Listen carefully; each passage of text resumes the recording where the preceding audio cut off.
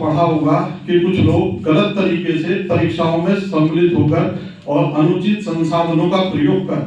अपने आप को परीक्षाओं में सफल कर रहे थे। तो उसके बाद में सरकार ने उसके लिए बड़े कठोर कानून बनाए और पहले जिस प्रकार से चेकिंग का जो प्राविधान था, जिस प्रकार से पहले चेकिंग की जा रही थी, उससे हटकर अब प्रॉपर तरीके से सभी लोगों की चेकिंग की जाती है और कोई भी अनुचित सामग्री लेकर परीक्षा केंद्र के अंदर नहीं जाता। तो आज हम लोग परीक्षा केंद्रों पे भी गए और उसके बाद में आज यहाँ पर आप लोगों को सभी को इकट्ठा करके संबोधित किया जा रहा था। तो हमारा भी ये भी और अच्छा हुआ कि भाई हम आप लोगों को सीधे ही इस चीज से अवगत करा दें कि कल जो परीक्षा हो रही है और यही परीक्षा नहीं, इसके अलावा भी, क्योंकि अब गवर्नमेंट की तरफ से परीक्षाओं में इतने उत्तराखंड में इतने अच्छे नियम कानून बना दिए गए हैं कि अब परीक्षाओं के दौरान धांधली होनी संभव नहीं है। तो सभी बच्चे जैसे मतलब आप सभी लोग मेहनत कर और अपनी अच्छी तैयारी कर अच्छे कोचिंग सेंटर में अच्छी शिक्षा ग्रहण करके अपनी परीक्षाओं में अपने मतलब उसी में सभी लोग प्रतिभाग करें और मेहनत से ही अपनी परीक्षा को निकालें। क्योंकि पहले बड़े कोई कानों में ब्लूटूथ, कोई मोबाइल का प्रयोग कर, कोई वैसे कागज पत्थर ले जाकर अंदर परीक्षाओं में गड़बड़ियां कर रहे थे। तो बड़े बड़े गिरोह भी आप लोगों ने ये भी देखा होगा कि कई गिरोह ऐसे पकड़े गए कि जो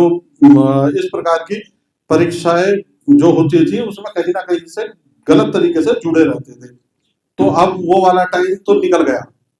जो पूर्व में पहले कई बार ऐसी घटनाएं हो गई थी, लेकिन अब आगे नहीं होगी। तो अब हम मतलब आप लोगों को यही कहना चाह रहे हैं और यही कहने के लिए हम आए हैं कि मतलब आप लोग भी और अपने जितने भी आप लोगों के साथी हैं सभी लोगों को बता देना कि भाई परीक्षा में किसी भी प्रकार का कोई अनुचित संसाधन लेके ना जाए और अपनी कुछ लड़की उसमें कुछ महिलाएं तो इस टाइप से भी कि अपने वो जो मंगलसूत्र और लॉकेट में भी वो मतलब छोटे छोटे डिवाइस छिपा के परीक्षाओं में लेके गई थी।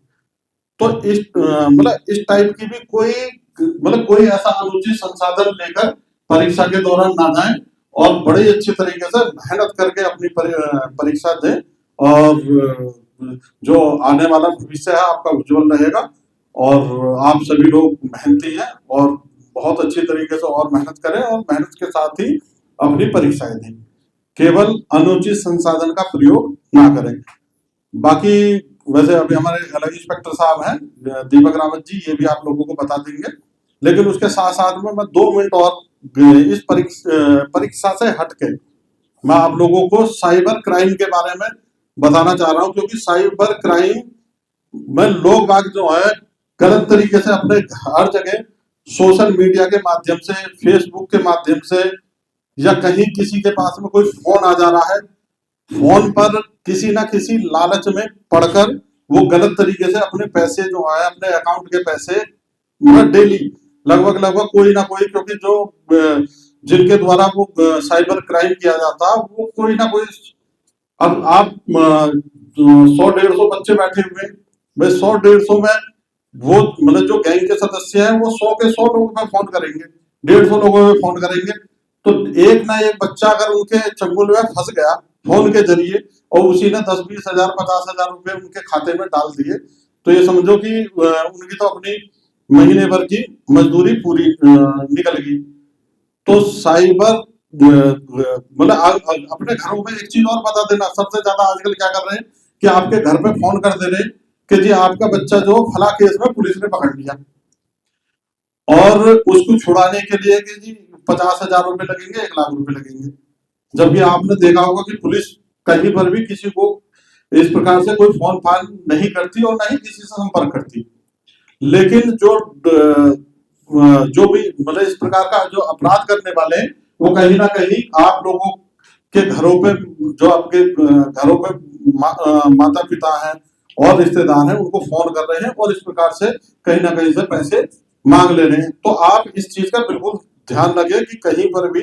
किसी को भी फोन पर अपने अकाउंट की जानकारी, अपने खाते की जानकारी, अपने जो मैंने अभी बताई